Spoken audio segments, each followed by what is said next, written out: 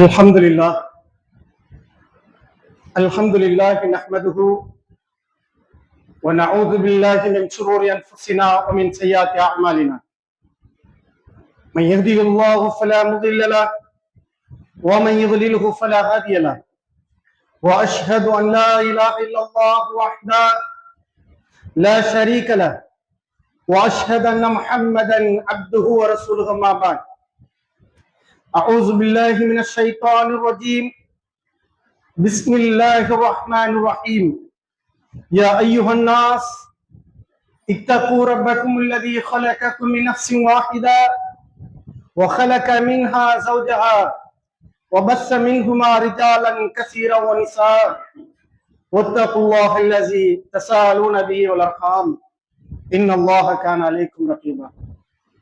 يا أيها الذين آمنوا اتقوا الله قولوا قولا سديدا يصلح لكم أعمالكم ويغفر لكم ذنوبكم، ومن يطع الله ورسوله فقد فاز فوزا عليما. صدق الله العظيم.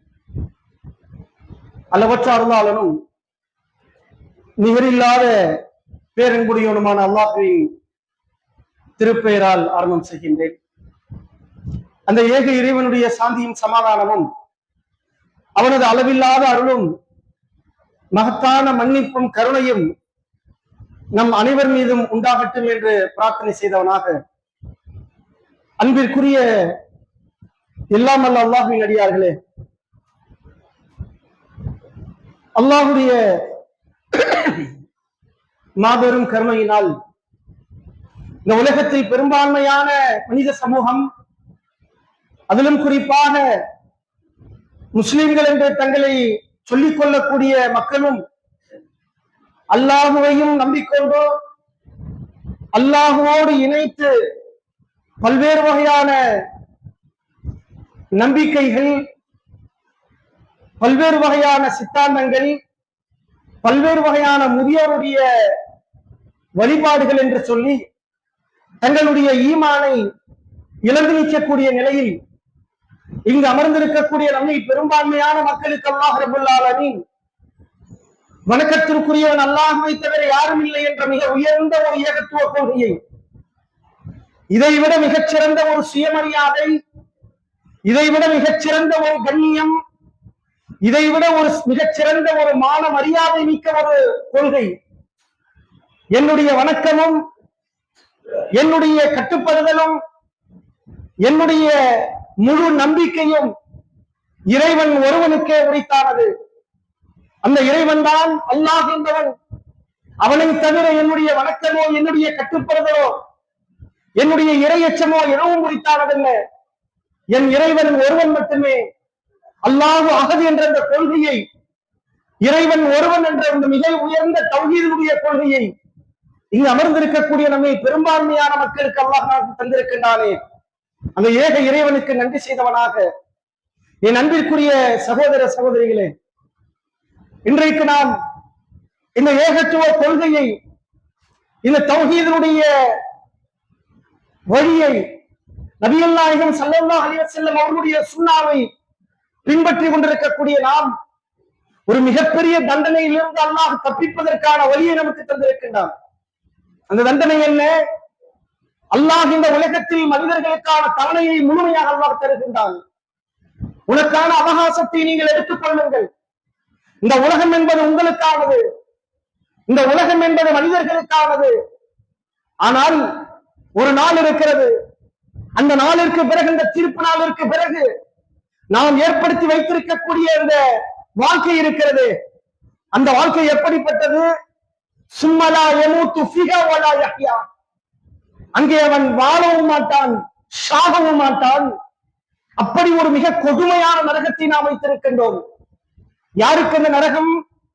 அல்லாஹ் ரப்பல் ஆலமீன் தன் திருமறையில் சொல்லும் பொழுது, யார் இணை வைப்பை நோக்கி தங்களுடைய வாழ்வை அமைத்துக் கொண்டார்களோ, அல்லாஹுடைய வணக்கத்தில், அல்லாஹுடைய அந்த இறை நம்பிக்கையில் இணை வைப்பு வைத்திருக்கிறார்களோ, அது எப்படிப்பட்ட வணக்கமாக இருந்தாலும் நம்பிக்கையாக இருந்தாலும் இறைவனுடைய அந்தஸ்திற்கு சமமாக கடிகளவு அவன் கருதினாலும் செய்தான்.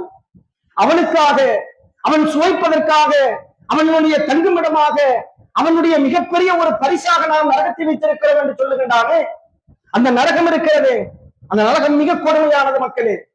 அந்த நரகத்திலிருந்து அல்லாஹ் நமக்கு ஒரு விடுதலையாக, ஒரு மிக பெரும் பாக்கியம் நிறைந்த ஒரு பரிசாக அல்லாஹ் நமக்கு தௌஹீதை தந்திருக்கிறார். ஒருவேளை இந்த தௌஹீது கொள்கையில் நாமும் திறன் கொண்டால், இந்த தௌஹீது கொள்கையில் நாமும் வழிதவர முற்பட்டால், ஞாபகம் வைத்துக் கொள்ளுங்கள், இந்த உலகம் நமக்கானது. இந்த உலகத்தில் அல்லாஹ் எந்த ஒரு தண்டனை நமக்கு தருவதா அல்லாஹ் வாக்குறுதி தரல. உனக்கான நேரத்தை நீ எவ்வளவு வேணாலும் எடுத்துக்கொண்டான். ஆனால் உனக்கான தீர்ப்பு நாள் இருக்கிறது, உன்னுடைய தவணைகள் முடிக்கப்படக்கூடிய நாள் இருக்கிறது. அந்த நாள் தான் அல்லாஹ் தீர்ப்பளிப்பதற்கான நேரம். அந்த நேரத்தில் தான் நல்லோர்களும் தீயோர்களும் தனித்தனியாக பிரிந்து நிற்கக்கூடிய நேரம். சலாமுன் கௌலம் ரப்பிர் ரஹீம் வம்தாஸுல் யௌம அய்யுஹல் முஜ்ரிமூன். நாளை மறுமையில், அந்த மறுமையுடைய நாளில் சலாமுன் கௌலம் ரப்பிர் ரஹீம், அந்த அளவற்ற அருளாளன் இருந்து சலாம் என்று ஒரு சப்தம் வரும், அமைதி என்று சொல்லப்படும். தனித்தனியாக போய் நின்றுவாங்க நல்லோர் கெட்டவர்களாம். அந்த நல்லடியார்கள் கூட்டத்தில் அல்லாஹ் நிற்கக்கூடிய ஒரு பாக்கியத்தை அல்லாஹ் நமக்கு தந்திருக்கிறார். இந்த தௌஹீத் என்ற ஒரே ஒரு ஒற்றை கொள்கைக்காக, இந்த தௌஹீத் என்ற ஒரே ஒரு சித்தாந்தத்திற்காக நம்ம இந்த வாழ்க்கையில் அல்லாஹ் நமக்கு வச்சிருக்கிறானே, கோடான கோடி நன்றி செலுத்துங்க. இதுல நாம மிஸ் ஆனோம், மிகப்பெரிய தண்டனை, கொடுமையான ஒரு நரகத்தை அல்லாஹ் வைத்திருக்கின்றான். அல்லது யஸ்லன் நாரல் குப்ரா சும்மலா யமூத்து வலா யஹ்யா. அந்த நரகம் இருக்கிறது, அந்த நரக நெருப்பில் அவன் கருகி கொண்டிருப்பான். அங்கே அவன் சாவும் மாட்டான், வாழவும் மாட்டான். ஃபஷாரிபூன அலைஹி மினல் ஹமீம். இன்னொரு இடத்துல எல்லாம் சொல்றாங்க, அந்த நரகத்துல ஒண்ணும் இல்லைங்க. இப்ப நம்ம வெளியில அடிக்கிற வெயில் என்ன தெரியுங்களா, அதிகபட்சம் ஒரு 40 டிகிரி செல்சியஸ் இருக்கும், அவ்வளவுதான். இது 45 50 எல்லாம் போனா மேக்கம் போட்டு வந்துடும். இதுக்கே என்ன அட்வைஸ் பண்றான், ஒரு 11 மணில இருந்து சாயங்காலம் 5 வரைக்கும் 4 மணிக்கு வெளில போகாதீங்க. அவ்வளவு மோசமான ஒரு வெயிலா நம்ம உணர்றோம், தாங்க முடியல. ஒவ்வொரு வருஷமும் ஒரு டைலாக் சொல்லுவோம், இந்த வருஷம் கொடுமையா இருக்குங்கிறோம். 40லே வச்சுக்கோங்களேன். இந்த 40 அல்லாஹ்வுடைய தூதரவர்கள் சொன்னார்கள். 40 50 ஆச்சுன்னு வச்சுக்க முடியாதுங்க. சென்டிகிரேட் கணக்கு பண்ணணும்னு வச்சுக்கோங்களேன், அது பாத்தீங்கன்னாக்கா 101 102 பயங்கரமா, 110 15 எல்லாம் சுருண்டு கூட ஆரம்பிக்கிற மக்கள் மனிதனால் தாங்க முடியாதுங்க. ஒருவேளை 130 150 அடிக்குன்னு வச்சுங்க, இங்க இருக்கிற யாரா இருந்தாலும் சரிதான், ஏந்து கடத்தரு போயிட்டு வரதுக்குள்ள மண்டை சூடாயிரம், புரிஞ்சு போச்சு, அவ்வளவுதான். அவ்வளவு கொடுமையான வெயிலுடைய தாக்கம் இருந்துகிட்டு இருக்கு. நபிகள் நாயகம் ஸல்லல்லாஹு அலைஹி வஸல்லம் அவர்கள் சொன்னார்கள், இந்த பூமியினுடைய வெப்பம் இருக்கிறது, இந்த பூமியினுடைய வெப்பம் நரகத்தினுடைய 72 மடங்கில் ஒன்றே ஒன்று என்று சொன்னார்கள். அப்படியானால் 40 பெருக்கள் 72 போட்டோம்னு வச்சுக்கோங்க, 2850 டிகிரி செல்சியஸ், 2882 டிகிரி செல்சியஸுங்க. எனக்கு கற்பனை பண்ணி பாருங்க. அல்லாஹ் ரப்பல் ஆலமீன் சொல்லுகின்றான், அந்த நேரத்தில் அந்த நரகத்துல மனிதன் இப்ப இந்த 40 டிகிரியில உள்ள போயிட்டவங்க தண்ணி தாவும், ஏதாச்சும் ஒண்ணு கிடைக்குமான்னு 10 ரூபா கூல் ட்ரிங்க்ஸ் எக்ஸ்பயர் ஆனதா, நல்லா இருக்குமா, எதுல செஞ்சா ஒண்ணு ஏதோ ஜில்லுன்னு இருக்கா கொடுங்கிற பாக்கமா இல்லையா. தரமான தண்ணியை குடிக்கணும், பான தண்ணியை குடிக்கலாம் மனுஷனுக்கு இல்ல, ஜில்லுன்னு இருக்கா குடிக்க எதையாச்சும் கூட ஊத்திக்கிறேன் பாக்கணும் இல்ல. உலகத்துல குடு எஸ்பேராவது கூலியா இருக்கான்னு கேட்கலாம். அவ்வளவு கொடுமையான வெயில் உலகத்துல பாக்குறோம். மறுமையில் எப்படி இருக்குமா, அந்த நரகத்தில் அவர்கள் தகித்து போய் எனக்கான தண்ணீர் எங்கே அவன் தேடிக் கொண்டிருப்பான். அல்லாஹ் ரப்பல் ஆலமீன் சொல்லுகின்றான், ஃபஷாரிபூன அலைஹி மினல் ஹமீம். அந்த நேரத்தில் கொதிக்கக்கூடிய நீரை அவர்களுக்கு புகட்டப்படும், கொதிக்கும் நீர் அவர்களுக்கு தரப்படுங்க. அந்த 2850 டிகிரி செல்சியஸ்ல உள்ள கொண்டு போனா எப்படி இருக்கும் தண்ணிய எடுத்து அவன் வாயில ஊத்தப்படும். வயத்தீஹில் மௌத்து மின் குல்லி மகான், குர்ஆனுடைய வசனங்க. வயத்தீஹில் மௌத்து மின் குல்லி மகானின், எல்லா திசையிலிருந்தும் அவனுக்கு மரணம் வந்து கொண்டிருக்கும். வருங்கிறான் அல்லாஹ். வயத்தீஹில் மௌத்து மின் குல்லி மகானின், எல்லா பகுதியிலிருந்தும் அனைத்து திசையிலிருந்தும் அவனுக்கு மரணம் வந்து கொண்டிருக்கும். வமா ஹுவ பிமையித், ஆனா அவன் மூத்த போக மாட்டான்டா. ஆனா மரணம் அவன் வந்து ஒவ்வொரு பனிஷ்மெண்ட் அவன் சாகணும்னு தோணும். சாவுக்கு சமமான தண்டனை அந்த நரகத்தில் இருக்கும். வமா ஹுவ பிமையித், அவர்கள் மரணிக்க மாட்டார்கள். மரணிக்க மாட்டார்கள். இன்னொரு இடத்தில் அல்லாஹ் ரப்பல் ஆலமீன் சொல்லுகின்றார், லா யதுகூன ஃபீஹா பர்தா, அந்த நரகத்தில் அவர்கள் என்ன செய்ய மாட்டார்கள், குளிர்பானத்தை அவர்கள் அருந்த மாட்டார்கள். லா யதுகூன ஃபீஹா பர்த், பர்துனா தெரியுங்க, குளிர்ச்சி. குளிர்பானத்தை எல்லாம் அவர்கள் அருந்த மாட்டார்கள். அவர்கள் அருந்துவது என்ன தெரியுமா, வலா ஷரபா இல்லா ஹமீமன் கஸ்ஸாகா, அவர்கள் அருந்துவதெல்லாம் சீலையும் கொதிநீரையும் தான் அவர்கள் அருந்துவார்கள். சீல்னா என்ன தெரியுங்களா, நம்ம உடம்புல அநேகமா யாருடைய உடம்புல அது இருக்காது. அது இருந்துச்சுன்னா பங்கஸ், அவ்வளவுதான். சில பேர் வீட்டுல முதுமையின் காரணமா அந்த பெட்ஷோர்லாம் வந்தவங்களுக்கு தெரியும், இந்த உடம்புல ஊன் என்று சொல்லக்கூடிய அந்த சீல் வர ஆரம்பிச்சிடும். அதுக்கு எங்கேயாச்சும் ஒண்ணு இருந்தா வீட்டு உள்ளே நுழைய முடியாது, நமக்கு அவ்வளவு நீச்சமா இருக்கும். அதை விட ஒரு கொடுமையான ஒரு நாக்கத்தை நீங்க உணர முடியாது. சில ஜனாசாவெல்லாம் நம்ம அடக்கணும்னு சொன்னா 2 நாளைக்கு சாப்பிட முடியாதுங்க. அந்த மாதிரி நோயாளிகள் நம்ம அடக்கும் போது இவ்வளவுக்கு சுத்தம் செய்து நல்லா சந்தனம் போட்டு நல்லா கற்பூரம் எல்லாம் போட்டு கழுவி, இப்போ உள்ள லேட்டஸ்ட் ரெக்ஸோனா சோப் எல்லாம் போட்டு கழுவி அப்படி இறக்கி உள்ள வைக்கிறது தாங்க 2 நாளைக்கு சாப்பிடாருங்க. அவ்வளவு கொடுமையா இருக்கும் அந்த சீல். ஆனால் அல்லாஹ் ரப்பல் ஆலமீன் சொல்லுகின்றான், அவர்கள் அந்த நரகத்தில் அருந்துவது என்ன தெரியுமா, அவர்களுக்கு சீலையும் சலத்தையும் அவர்களுக்கு தருவோம். அவனுடைய தொண்டை குழி அது இறங்காது. எப்படி இறங்கும், ஆனாலும் அவன் குடிப்பான். இதை விட ஒரு கொடுமை வேணுமாங்க? அவ்வளவு கடுமையான நரக தண்டனை. அந்த நரக தண்டனையிலிருந்து அல்லாஹ் ரப்பல் ஆலமீன் காப்பாற்றி, அல்லாஹ் இந்த ஒரு ஏகத்துவ காப்பாற்றுவதற்கான வழியாக அல்லாஹ் இந்த ஏகத்துவ கொள்கையை தந்திருக்கின்றான். என் அன்பிற்குரிய சகோதரிகளே, அந்த நரக நெருப்பிலிருந்து காக்கக்கூடிய ஒரு மிகப்பெரிய ஒரு பரிசு தாங்க இந்த தௌஹீத். இந்த தௌஹீத்ங்கிறது சாதாரணமா 10 கொள்கையில் இது மூலம் நினைச்சுக்காதீங்க. 10 இயக்கம் இருக்கு ஊர்ல, 28 கலர்ல கொடி இருக்குது, என்னென்னமோ இயக்கத்துல மர்கஸ் இருக்கு, அதுல இது அப்படி நினைச்சிடாதீங்க. தௌஹீத் என்பது என்னன்னு முதல் யோசிங்க. இந்த உலக வாழ்க்கைங்கிறது ரொம்ப அற்பமானது. மிக குறுகிய ஒரு காலகட்டம், மிக குறுகிய ஒரு வாழ்க்கை தடத்தில் நம்ம ஓடிக்கிட்டு இருக்கிறோம். ஆனால் மரணமே இல்லாத அல்லாஹ் சொல்றனா இல்லையா, எதுல போய் பூந்தாலும் அவனுக்கு மரணம் கிடையாது. அதான் அதோட காலிதீன ஃபீஹா, நரகமா இருந்தாலும் சரி சொர்க்கமா இருந்தாலும் சரி அவனுக்கு மரணம் கிடையாது. அங்கேயே அவர்கள் அவதான், இது ஒண்ணுதான் மோட்டு. அப்படிப்பட்ட ஒரு வாழ்க்கையில் அல்லாஹ் ஒரு வெற்றிக்குரிய ஒரு பாதையில் தௌஹீதை நமக்கு தந்திருக்கிறார். என் அன்பிற்குரிய சகோதரிகளே, அப்படி தௌஹீதை பெற்றிருக்கக்கூடிய நாம், அந்த நரகத்திலிருந்து விடையளிக்கக்கூடிய, நரகத்திலிருந்து பாதுகாக்கக்கூடிய அந்த ஏகத்துவ கொள்கையை பெற்றிருக்கக்கூடிய நாம், நம்முடைய பிள்ளைகளுக்கும் இந்த தௌஹீதை நாம் கற்றுத்தர வேண்டும். ரொம்ப முக்கியம். அடுத்த ஜெனரேஷன் இன்னைக்கு ரொம்ப மோசமா போயிடுச்சு. முதல் நாம என்ன ஒரு பியூட்டியை நம்ம வச்சிருக்கோம் தெரிஞ்சாலும் பிள்ளைகளுக்கு கொடுக்கணும்னு ஆசைப்படுவோங்க. ஒண்ணும் இல்லை, நிறைய தந்தைமார்களுக்கு உணர்ந்திருப்பீங்க, எவ்வளவு கஷ்டப்பட்டு நீங்க சம்பாதிச்சிருப்பீங்க காசு பணத்தை. 100ல 2 பேரை தவிர 98 பேர் உங்களுடைய வாரிசுகள் காசு சேர்த்து வச்சிருக்கீங்க, தெரியுமா உங்களுக்கு? நம்ம நினைச்ச நம்ம ஆடி வேற நாளைக்கு வந்து நிறுத்தலாம். நம்ம நினைச்ச எந்த ஒரு இன்பத்தையும் அனுபவிக்க முடியலாம். பெரும்பான்மையான ஆண்களுக்கு அல்லாஹ் செல்வத்தை தந்திருக்கிறான். ஆனா என்ன செய்யறோங்க, நம்ம பிள்ளை நாளைக்கு யாருக்கையும் கையெழுந்திடக்கூடாது, நம்ம பிள்ளை யாருக்குமே நின்றக்கூடாது, நம்ம பிள்ளை அசிங்கப்பட்டக்கூடாது, அதுக்காக வேண்டிய நம்முடைய வாரிசுகளுக்காக நாம் சேர்த்து வைப்பவர்கள் எவ்வளவு பேர். வீடு வாசலா இருக்கட்டும், நகநட்டு காசு பணமா இருக்கட்டும், சொத்துக்களாக இருக்கட்டும், நம்ம வாரிசு சேர்க்கிறோமே, இந்த வாரிசுகளை நல்வழிப்படுத்தக்கூடிய பொறுப்பு நமக்கு இருக்குது. இன்றைய நிலையை நம்ம பார்த்தோம்னா ரொம்ப மோசங்க. இந்த அரசியல் இந்த ஒரு ஷார்ட் டைட்டில் நம்ம பாக்குறோம், எவனுக்கு பின்னாடியோ போய் ஈமானை இழந்து, அல்லாஹ் இஸ்லாமிய பெண்களுங்க புர்கா போட்டு அந்த டயலாக் எல்லாம் பாத்தீங்கன்னா, ஒரு கடை கோடி ஈமான் கொண்ட ஒரு இஸ்லாமிய பெண் கூட அப்படி பேச மாட்டான். கடை கோடி ஈமான், அதாங்க கடைசி ஈமான் வச்சுக்கோங்களேன். அப்படிப்பட்ட ஈமானில் இருக்கக்கூடிய ஒரு பெண் கூட அந்த வார்த்தையை பேச மாட்டார். பேசுறாளா இல்லையா? பசங்க எந்த அளவுக்கு இன்னைக்கு போயிட்டாங்க பசங்க. ரொம்ப மோசமான ஒரு என்ன சொல்றதுங்க, ஒரு வழித்தடத்தை நோக்கி இன்றைய இளைய சமூகம், குறிப்பாக இஸ்லாமிய சமூகம், எந்த தலைமைத்துவம் என்பதே விளங்காத அளவிற்கு போய் அவருடைய வாழ்க்கையை தொலைத்துக் கொண்டிருக்கக்கூடிய நிலையை நாம பார்க்கிறோம். இது ஒரு பகுதி.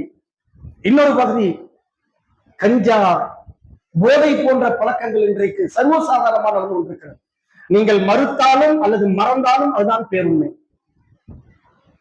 இன்றைய இளைய தலைமுறை இது போன்ற ஒரு மோசமான ஒரு நிலைக்கு போய் கொண்டிருக்கிறது என்று சொன்னால் அது ஒரு பக்கம் இருக்கட்டும். ஆடை கலாச்சாரத்தை பாருங்களேன், கலந்து உழுற மாதிரி ஒரு பேண்ட்டுங்க, பாக்குறதுக்கே சகிக்க முடியாம ஹேர் கட்டிங்.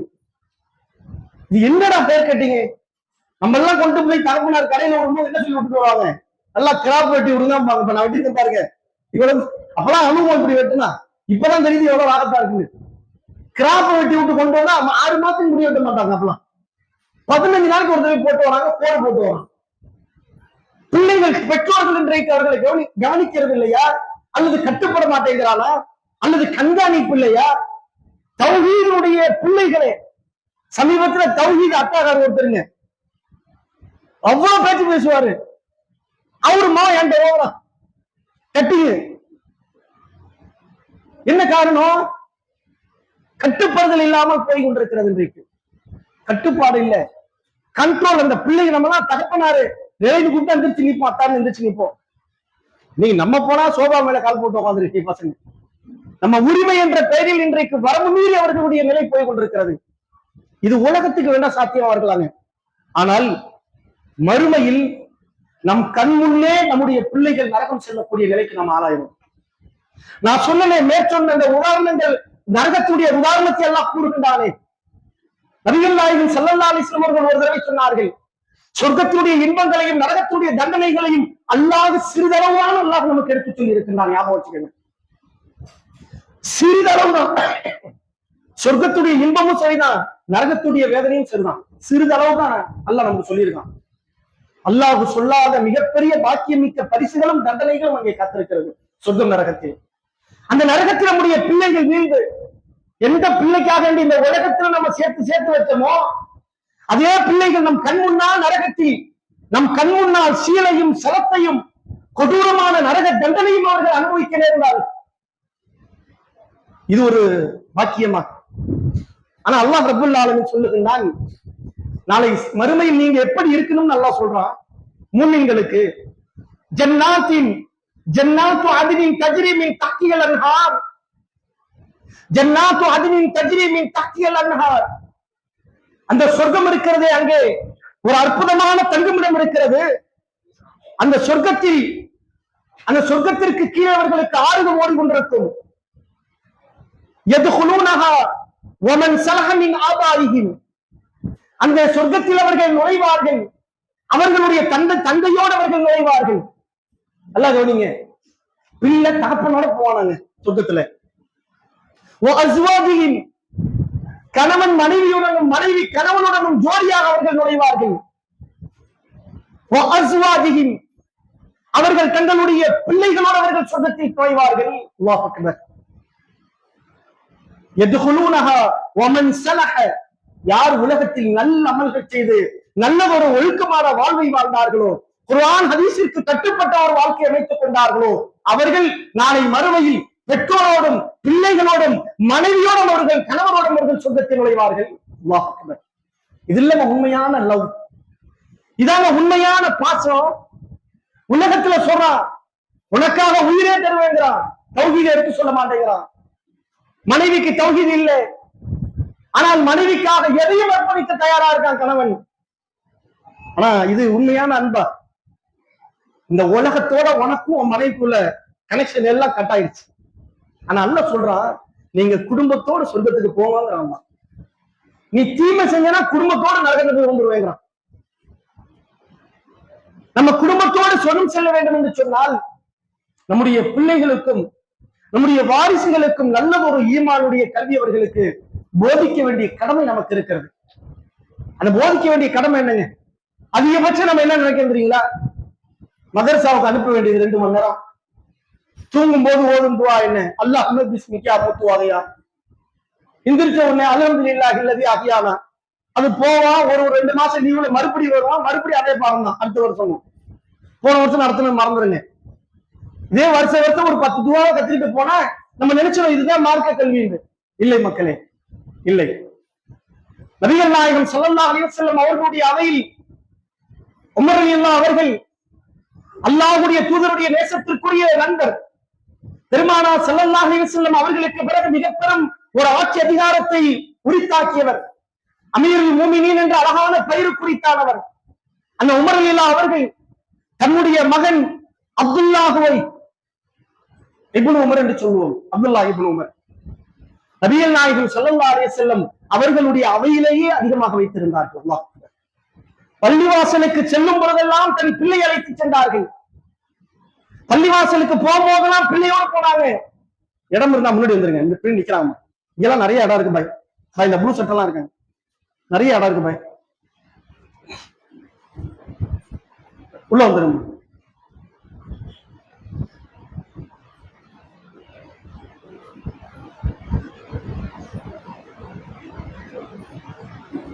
உமர் ரலியல்லாஹு அவர்கள் தன்னுடைய பிள்ளை அப்துல்லாஹுவை நபிகள் நாயகம் ஸல்லல்லாஹு அலைஹி வஸல்லம் அவையில் அதிகமாக அழைத்து செல்லக்கூடியவர்களாக இருந்தார்கள். அது ஒரு சம்பவம். நபிகள் நாயகம் ஸல்லல்லாஹு அலைஹி வஸல்லம் அவர்கள் சொல்றாங்க, ஒரு தடவை சஹாபாக்கள் எல்லாம் இருக்கும்போது ரசூலுல்லாஹ் ஒரு பழக்கங்க, சும்மா வெறுமனே பயானா சொல்லிட்டு போக மாட்டாங்க, ஒரு கேள்வியை வைப்பாங்க. அந்த கேள்விக்கு ரசூல் சஹாபாக்களுக்கே பதில் தெரியுமான்னு கேட்பாங்க. ஒரு அற்புதமான ஒரு என்ன சொல்றதுங்க, ஒரு லெக்சருடைய வேலை, அது மனசுல பதிய வைக்கிறதுக்கு அருமையான வழி. ஆனா தெரியாது, விடை சகாபாக்கள் பெரும்பான்மை தெரியாது, அவங்களே ரசூல்லாட்ட கேட்பாங்க. ரசூல்லா சொல்லும் போது பதிஞ்சிடும் மனசுல. அதே மாதிரி ரசூல்லா ஒரு தடவை கேட்கிறாங்க, இன்னமின ஷஜரி ஷஜரா, ஒரு மரம் ஒன்று இருக்கிறது, லா யஸ்குத்து வரகஹா, அந்த மரத்தினுடைய இலைகள் உதிராது, அந்த மரத்தினுடைய இலைகள் ஒன்றானொன்று உராயாது, வஇன்னஹா மிஸ்லுல் முஸ்லிம், அது ஒரு முஸ்லிமுக்கு உதாரணம் சொல்றாங்க. அதாவது ஈமான் ஸ்ட்ராங்கா இருக்கும், சும்மா ஒரு சின்ன சின்ன மேட்டருக்குலாம் உரைச்சிக்கிட்டு பாக்குறமா இல்லையா, அற்ப அரசியலுக்காக வேண்டி ஈமான் அடகு வைக்கிறது, அற்பமான அரசியலுக்காக வேண்டி இந்த கட்டுப்பாடு மிக்க ஒரு இஸ்லாமிய கோட்பாட்டையே மீறுவது, உலகம் கண்ணுக்கு வந்துருச்சுன்னா மறுமை போயிருங்க. எப்போதுமே ரசூலுல்லாஹ் தெளிவா சொல்லிட்டாங்க, மறுமையை கண்ணை முன்னாடி வச்சுட்டு உலகத்தை டீல் பண்ணணும், நம்ம வெற்றி பெறுவோம். மறுமையை கண்ணை முன்னாடி கொண்டு வந்துக்கணும், உலகத்தை எந்த வேண்டுமானாலும் டீல் பண்ணுங்க. அரசியலா இருக்கட்டும், வியாபாரமா இருக்கட்டும், குடும்பமாக இருக்கட்டும், எதை வேண்டுமானாலும் அல்லாஹ்வையும் மறுமையும் கண் முன்னால கொண்டு வந்துருங்க, ஈஸியா டீல் பண்ணிடலாம். இதெல்லாம் முன்னாடி கொண்டு வந்தீங்கன்னா மறுமை அவுட் ஆயிரும், போயிட்டு. அவர் ரசூலுல்லாஹ் சொல்றாங்க, அப்படிப்பட்ட ஒரு மரம் ஒன்று இருக்கிறது, அந்த மரம் ஒரு முஸ்லிமுக்கு ஓமை என்று சொன்ன போது எல்லா சஹாபாக்களும் அமைதியாக இருக்கின்றார்கள். தெரியல. நபிகள் நாயகம் ஸல்லல்லாஹு அலைஹி வஸல்லம் அவர்கள் சொல்லுகின்றார்கள், பிறகு பதில சொல்றாங்க, ஏன் நஹ்லா, அதுதான் ஈச்சமான பேரிச்ச மரம் என்று சொல்றாங்க. இந்த சம்பவத்திற்கு பிறகு அப்துல்லாஹ் இப்னு உமர் ரலியல்லாஹு அவர்கள் தன்னுடைய தந்தை ரசூலுல்லாஹ்வே சொல்றாங்க, அப்துல்லாஹ் இப்னு உமர், அல்லாஹ்வுடைய தூதரே, நான் அதை சொல்லணும்னு நினைச்சேன், ரசூலுல்லாஹ் சொல்லியிருக்கலாமே அப்படின்ட்டாங்க. பிறகு ஃபஹத்தஸ்து பிஹி உமர், தன் தந்தை உமரிடத்தில் இதை அவர் கூறுகிறார். அப்துல்லா ஃபகால உமர், லவ் குன்த குல்தஹா லகான அஹப், லவ் குன்த குல்தஹா லகான முஹம்மத், ஒருவேளை இந்த வார்த்தையை நீங்கள் முஹம்மது ஸல்லல்லாஹு அலைஹி வஸல்லம் அவர்களுக்கு முன்னால் நீங்கள் சொல்லி இருந்தால், அஹப்ப இலைய மின் கதா வ கதா, ஒரு மிகப்பெரிய சஹாபி உமர் ரலியல்லாஹு அவர்கள் தன் பிள்ளையை பார்த்து சொல்றாங்க, அஹப்பு இலைய மின் கதா வ கதா, எனக்கு கிடைக்கப்பட்ட இதை விட எல்லாம் நான் மிகப்பெரும் பேரின்பம் கண்டிருப்பேன், இதை விட எனக்கு ஒரு சந்தோஷம் எதுவும் இருக்காதுப்பா தம்பி. தன் பிள்ளையை பார்த்து சொல்றாங்க, எனக்கு கிடைக்கப்பட்ட விஷயத்திலேயே நான் எவ்வளவு சந்தோஷப்பட்டு தெரியுமா, என் பிள்ளை சொல்லிட்டாங்க என்று. ஆனா அவங்க என்ன சொல்றாங்க, எனக்கு தெரியும் பெரும்பாலும் சஹாபாக்கெல்லாம் அமைதியா இருக்காங்க, நான் சின்ன பிள்ளை சப்பன், நான் ரொம்ப சின்ன பிள்ளையா இருக்கேன், பெரியவங்க எல்லாம் சும்மா இருக்காங்க, நான் சும்மா இருந்தேன்றாரு. எவ்வளவு அழகான ஒரு வளர்ப்பு பாருங்க. இதே இப்னு உமர் ரலியல்லாஹு அவர்கள் பிறகு ஒரு சிச்சுவேஷன் வருதுங்க. யாருங்க, அப்துல்லாஹ் உமர் ரலியல்லாஹுடைய மகன் அப்துல்லாஹுடைய மகன் பிலால். அந்த பிலால் அவர்கள் ஒரு காலத்துல என்ன செய்யறாரு, பெண்கள் பள்ளிவாசலுக்கு வருவதை தடுப்பேன் நிக்கிறாரு. என்ன எப்ப பார்த்தாலும் பள்ளிவாசலுக்கு ஒரே கூட்டமா நின்றுட்டு குழு எல்லாம் ஒரே மாதிரி டிசைனா போட்டு, இப்ப நம்ம சொல்ற மாதிரியா ஒரே மாதிரி மக்கானா போட்டுக்கிட்டு, பள்ளிவாசல்ல இப்ப தொழுற மாதிரி தெரியல, நிறைய இடத்துல கம்ப்ளைண்ட்டுங்க, ஒரே பேச்சுக்கிட்டு குழுவா உட்கார்ந்துக்கிட்டு நிறைய இடத்துல கம்ப்ளைண்ட் வரும். இந்த மாதிரி இதே மாதிரி அங்கேயே நடந்திருக்கு. அப்ப பிலால் சொல்றாரு, பெண்கள் பள்ளிக்கு வருவதை தடுப்பேன் என்று சொன்ன போது அப்துல்லாஹ் இப்னு உமர் ரலியல்லாஹு அவர்கள் தன் மகனிடத்தில் எப்படி நடந்து கொண்டார்கள் என்று சொன்னால், மிகவும் சாந்தமிக்க அப்துல்லாஹ் அவர்கள், மிக பெரும் பொறுமையும் மார்க்க கல்வியும் இரையற்றம் நிறைந்த அப்துல்லாஹ் இப்னு உமர் அவர்கள் தன் மகனுடைய நெஞ்சின் மீது கை வைத்து தள்ளியவர்களாக அவர்கள் தன்னுடைய மகனை பார்த்து திட்டிய வார்த்தையை நாங்கள் கேட்டோம். அவர்களுடைய வாயிலிருந்து இதுபோல ஒரு திட்டுதலை நாங்கள் கேட்டதே இல்லை என்று சொன்னார்கள். யாருங்க? தம் மகனை நெஞ்சில கைய வச்சு ஒரு திட்டு திட்டாரு. இந்த மாதிரி ஒரு திட்டி நாங்க பார்த்ததே இல்லை அப்துல்லாஹ் இப்னு உமர் சொல்லிட்டு அவங்க என்ன சொல்றாங்க? அப்துல்லாஹ் இப்னு உமர் என்று சொன்னால் ரசூலுல்லாஹி ஸல்லல்லாஹு அலைஹி வஸல்லம், அல்லாஹ்வுடைய தூதர் அவர்கள் பள்ளிக்கு வருவதை தடுக்க வேண்டாம் என்று சொன்னார்கள் என்று நான் சொல்லுகின்றேன். என்னடா நினைச்சிட்டு இருக்க நீனு? நான் ரசூலுல்லாஹ் பெண்கள் பள்ளிக்கு வருவதை தடுக்க வேண்டாம் என்று சொன்னார்கள் என்று ஒரு ஹதீஸை சொல்லுகின்றேன், நபியினுடைய ஒரு சுன்னாவை சொல்லுகின்றேன். நீயோ இதை கேட்ட பிறகும் அல்லாஹ்வின் ஆணையாக தடுப்பேன் என்று சொன்னார் என்று சொன்னால் நீ மிக மோசமானவன் என்று சொல்லி பிள்ளையை கண்டிக்கின்றார்கள். அல்லாஹ் எவ்வளவு பெரிய இஸ்லாமிய சட்டம் பாதுகாக்கப்பட்டிருக்குது. எங்க இருந்துங்க? ஒரு சின்ன பிள்ளையிடம் இருந்து. என் அன்பிற்குரிய சகோதர சகோதரிகளே, நரகத்திலிருந்து பாதுகாக்கக்கூடிய அற்புதமான இந்த தௌஹீதை, இந்த ஏகத்துவ கொள்கையை நம்முடைய பிள்ளைகளுக்கு உருவாக்க வேண்டும் என்று சொன்னால் ஞாபகம் வைத்துக் கொள்ளுங்கள், வெறுமனே 10 துவால் அடங்கிறது இல்லை. பள்ளியினுடைய தொடர்பில் இருக்கிறது, நல்லோர்களுடைய பழக்கத்தில் இருக்கிறது, குர்ஆன் ஹதீஸுடைய வாழ்வியல் இருக்கிறது என்பதை ஞாபகம் வைத்துக் கொண்டு பிள்ளைகளை நல்லோர்களாக வளர்ப்பதற்கு அல்லாஹ் அருள் செய்வானாக. அல்லாஹ் ரப்புல் ஆலமீன் நம்முடைய ஈமானை உறுதிப்படுத்துவானாக என்று சொல்லி முதல் செய்கின்றேன். ஸலாமு அலைக்கும் வரஹ்மத்துல்லாஹி வபரகாத்துஹு. அல்ஹம்துலில்லாஹி ரப்பில் ஆலமீன்.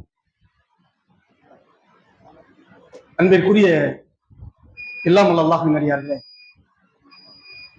இந்த கோடை நேரத்தில் நம்முடைய பிள்ளைகளை கோடை வகுப்புகளுக்கு அனுப்புவதோடு மட்டுமல்லாமல் அதுக்கு அனுப்புங்க. கோடை வகுப்பு என்பது மிக அவசியமான ஒன்று, கல்வி கற்பது. அது மட்டும் இருந்துடாம பிள்ளைகளை பள்ளிவாசலுக்கு 5 நேர தொழுகைக்கு அனுப்பி வையுங்கள். பள்ளியோடு தொடர்புல இருந்த பிள்ளைகளை நான் பார்த்திருக்கேங்க. அல்லாஹ்வுடைய அருளால பல விஷயங்கள் அவங்க தடுமாற்றம் வந்தாலும் தன்னை பேலன்ஸ் பண்ணக்கூடிய ஒரு புத்தி அல்லாஹ் அவர்களுக்கு தருகிறார். இதை நான் சொல்லலைங்க, அல்லாஹ் சொல்றான், இன்ன ஸலாத்த தன்ஹா அனில் ஃபஹ்ஷாய் வல் முன்கர். உனக்கு மிகப்பெரிய ப்ரொடெக்டே உங்களுக்கு தொழுகையில தான் இருக்குங்க. தீய விஷயங்கள் இருந்து உங்களை பாதுகாக்கக்கூடியது இந்த தொழுகை என்று அல்லாஹ் சொல்றானே. அவங்களுக்கும் தடுமாற்றம் வரும். அந்த வாலிப நேரத்தில், அவருடைய பருவ மாற்றமான நேரத்தில் அவர்களுடைய வாழ்க்கையில் தடுமாற்றம் வரும். ஸ்கூல்ல இருந்து காலேஜுக்கு போவான், அடுத்த ஸ்டேஜுக்கு போவான், உலகத்தை பார்ப்பான், தன்னுடைய வாழ்க்கையினுடைய பேலன்சிங்கோ போய் முடிக்கிற மாதிரி தெரியும். ஆனால் இதே குர்ஆன் ஹதீஸுடைய கல்வி, இதே இந்த தொழுகை, பள்ளிவாசலுடைய தொடர்பு, திருச்சியில படித்தாலும் சரி, மதுரையில படித்தாலும் சரி, பெங்களூர்ல படித்தாலும் சரி, சென்னையில படித்தாலும் சரி, ஏதோ ஒரு பள்ளியினுடைய தொடர்பு, தொழுகையினுடைய ஒரு பாக்கியம் அவர்களை நல்லோர்களாக நம்மிடத்தில் மீட்டு தரும். இது இல்லாத பிள்ளைகளிடத்துல வாழ்க்கையில பாத்தீங்கன்னா நாசமா போகக்கூடிய வாழ்க்கை நம்ம பார்க்கிறோம். அன்பிற்குரிய சகோதரர்களே, இந்த கோடை நேரத்தில் உங்களுடைய பிள்ளைகளை முடிந்த அளவிற்கு 5 நேர தொழுகை எழுப்புங்கள். மீண்டும் சொல்லுகின்றேன், அப்படி நீங்கள் பழக்கினால் இந்த உலகத்தில் எந்த பிள்ளைகள் உங்களுடைய கருவில் சுமந்து பெற்றீர்களோ தாய்மார்களே, இந்த உலகத்தில் எந்த பிள்ளைகளுக்காக உங்களுடைய செல்வத்தையும் உங்களுடைய வாழ்நாளையும் அர்ப்பணித்தீர்களோ என் அன்பு தந்தைமார்களே, இதே பிள்ளைகளோடு நாளை மறுமையில் சொர்க்கத்தில் நுழைவதற்கு அல்லாஹ் நமக்கு அருள் செய்வான். வாஹிரு தவானா அல்ஹம்துலில்லாஹி ரப்பில் ஆலமீன். ஸலாமு அலைக்கும் வரஹ்மத்துல்லாஹி வபரகாத்துஹு.